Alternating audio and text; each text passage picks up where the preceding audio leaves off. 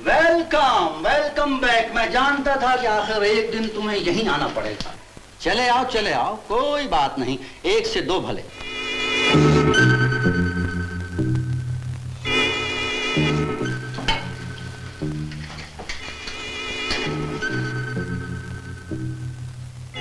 लेकिन अब की बार मेरी कीमत पर। ये देखो, तुम्हारी जगह किसी दूसरे ने ले ली है। वो जगह उसे ही मुबारक हो। मैं अपने पिछले बोनस की बात करने आया।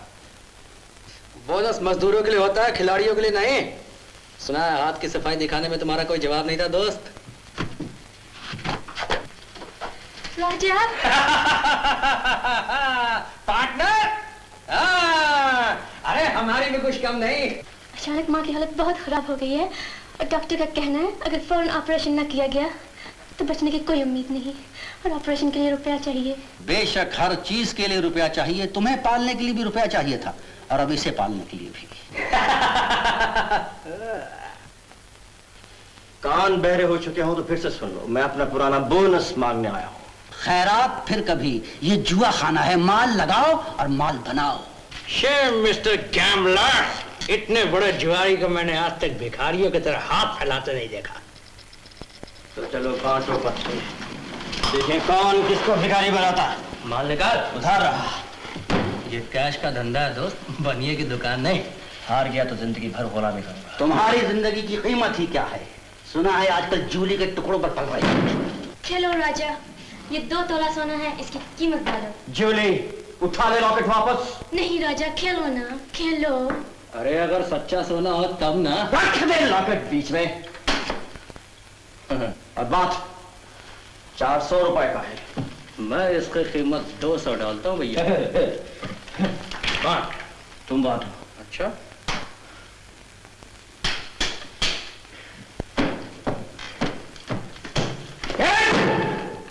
ये चालाकी मेरे साथ नहीं चलेगी।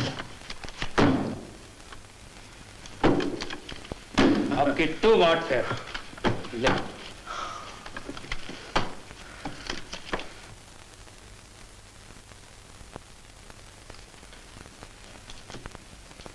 हट जा, यह चालाकी मेरे साथ नहीं चलेगा ना। अब भी शक हो तो दोबारा बांटो। हाँ, दोबारा बांट। Thank you Jesus.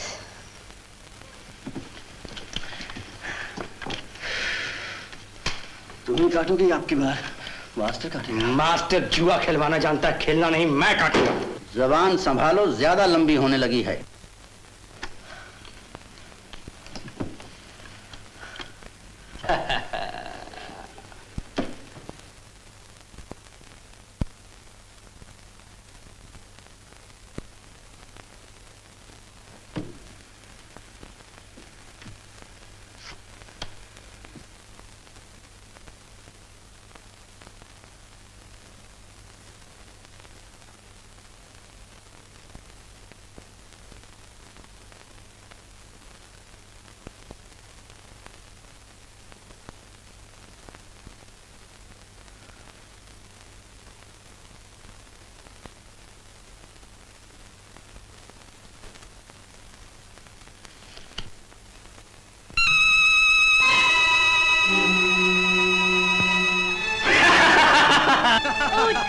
मैं आपकी बात वहाँ मांगना क्यों भूल गई?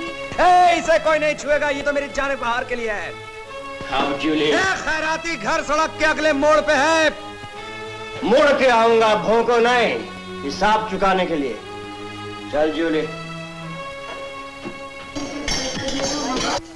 सैम, मुझे कुछ पैसा चाहिए। याद है तुमने एक शर्त हारी थी? अरे उसका बदल हम तुमको नौकरी दिलाए, लेकिन तुमने हमारे इज्जत का भाजी पाला कर बगैर इन्फॉर्मेशन की उधर से नौकरी छोड़ के चला गया। मुझे कुछ उधार दे सकते हो? अरे उधार किधर से देगा, अपन खुद कड़का है, सिगरेट पीने का वादा पड़ेगा। क्या आदमी है।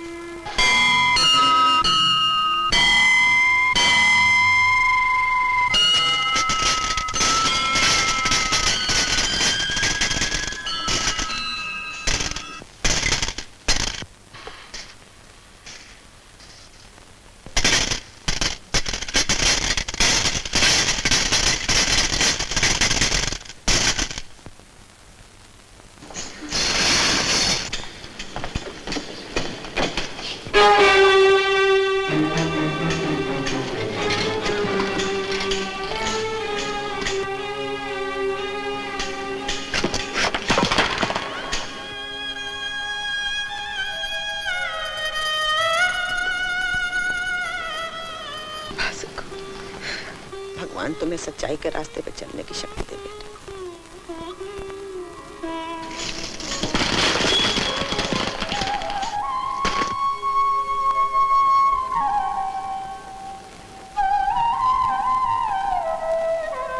रो मत मेरे बच्चे। इस दुनिया में कौन है ऐसा जिससे कभी कोई पाप नहीं हुआ। इन पश्चाताप के आंसुओं से तुम्हारे मन का सारा मैल धुल गया है। माँ का आशीर्वाद ले लो। भगवान के शरण में जो भी सच्चे दिल से आता है उसके सारे संकट दूर हो जाते हैं।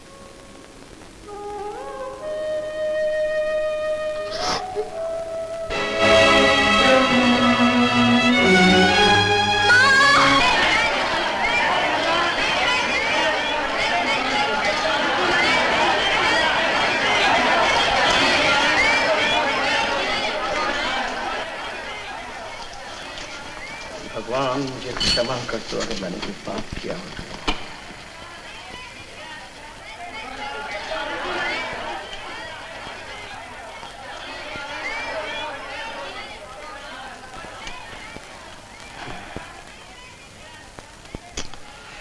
क्या मैं समझूं भगवान कि तुमने मुझे क्षमा कर दिया?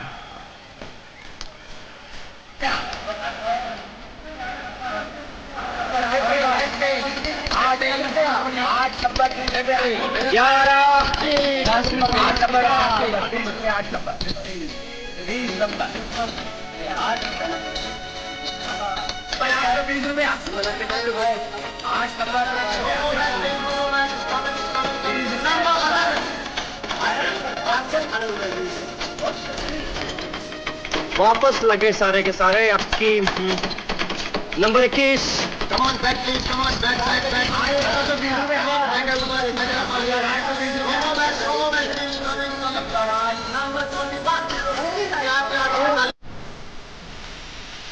अब किसकी बारी है बांटने की? अब न तेरी न मेरी, किसी और दिन बांटेंगे। मिस्टर गैम्बलर, मैंने आज तक किसी बड़े जुआरी को पीठ दिखाते नहीं देखा है। नहीं उठने दूंगा जब तक एक लड़की की अमानत वापस न ले लो। रख देने के उन्हीं हाथों से उतार कर वो रॉकेट जिन हाथों से पहनाया है उस पर फिर आजा। तुझे अपने लफ्ज वापस लेने होंगे। दोस्तों, ये आखिरी और फैसला कुंता।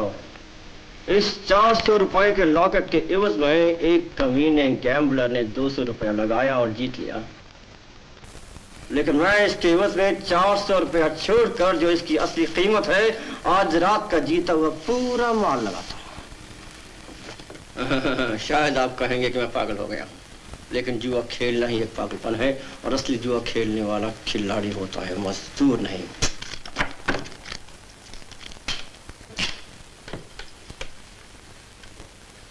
इसमें अगर मैं हार गया तो तुम्हें जुआरियों का शहंशाह समझा जाएगा, और अगर तुम हार गए तो आइंदा जिंदगी में मुझे कभी चैलेंज करने का दावा मत करना।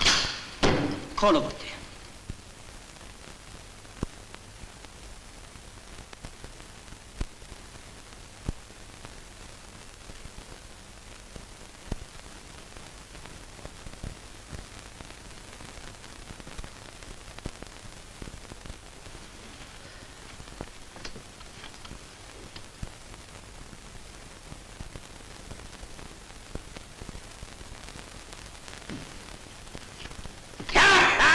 Mr. Gambler, आओ।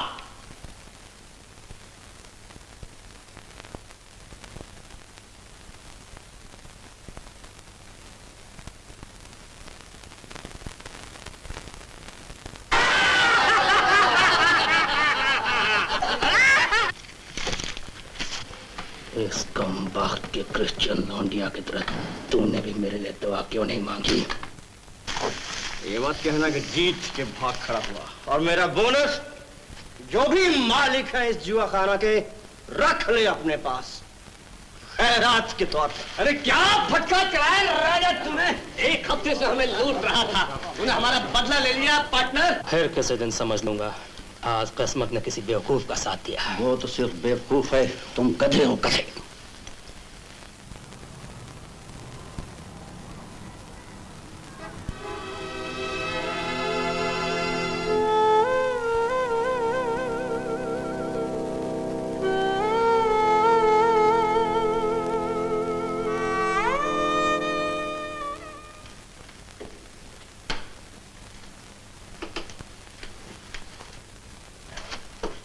सत्संग छोड़कर अचानक जुआ खाना के कदमों में कैसे आना हुआ? तुमसे भीख मांगने आई हूँ राजा के लिए। गोली मार दी होती आज मैंने उसे, अगर मुझे तुम्हारा ख्याल ना होता। जिस थाली में खाता रहा उसी में छेद करने की कोशिश कर रहा है वो। मेरी बस तुमसे एक ही प्रार्थना है, अगर तुम उसे इंसान नहीं बना सकते तो कम से कम शैतान मत बनाओ। तेरा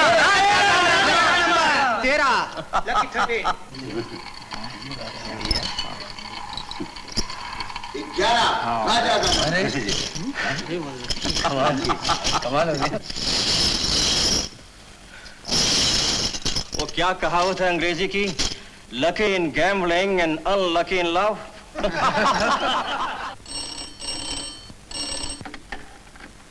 शाम को 6 बजे देश सुधार सभा में पहला भाषण आपका है। जी आज मुझे क्षमा कीजिए, मैं आपके फंक्शन पर नहीं आ सकूंगी। मेरी तबीयत कुछ दिनों से ठीक नहीं। जो एक आदमी का सुधार ना कर सकेगी वो देश सुधार क्या करेगी? कहिए भाई साहब। दिन भर घूमती फिरती हो इधर उधर मटक के, कभी तो काम की बात पर ध्यान दिया करो। देखो इनविटेशन आया अमर मेहता साहब के घर से। अमर मेहता? अरे हाँ हाँ, वो अपने पब्लिक प्रोसिक्यूटर है ना, जो मालामाल हिलते रहते हैं। तो उसमें क्या हुआ, रोज हर शाम के लिए इनविटेशन यहाँ पड़े रहते हैं, कमाल करते हो भाई साहब। लेकिन इस इनविटेशन में खास बात है, इनके साहबजादे 4 साल पहले विलायत गए थे लंदन स्टडीज के लिए, वो लौट आए। तो क्या हुआ, विलायत से कई लड़के पढ़ाई लिखाई करके लौट आते हैं। लेकिन इनके साहबजादे राम मेहता चंद्रा के साथ कॉलेज में थे ना। ओ चंद्रा के साथ तो कई लड़के कॉलेज में थे। ये लड़का तो अपने घर में आया जाया करता था, चंद्रा के 6 साथियों में था, तुम्हें याद नहीं? ओहो वो राम, वो अपना राम, हद हो गई है। अब आई बात समझ में, जरा अपना वजन कम करो तो बात जल्दी समझ में आएगी। समझ में आती जा रही है आहिस्ता आहिस्ता। चंद्रा उदास रहती है और राम उसके कॉलेज का साथी रहा है। 4 साल के बाद लंदन से होशियार बन के आया। हो सकता है कि इन दोनों को मिला देने से राजा के लगाए हुए जख्म भरने लगे और चंद्रा भूल जाए। लो इतनी सी बात समझाने में इतनी देर कर दी आपने। अब तो समझ गई। ये इनविटेशन है कब का? आज रात का, राम का विलायत से लौटने की खुशी में। मैं चंद्रा को भी तैयार होने के लिए कहती हूँ। जरा सज धज के जाएगी तो मेहता साहब के साहबजादे। लेकिन तू जरा कम सज धज कर जाना।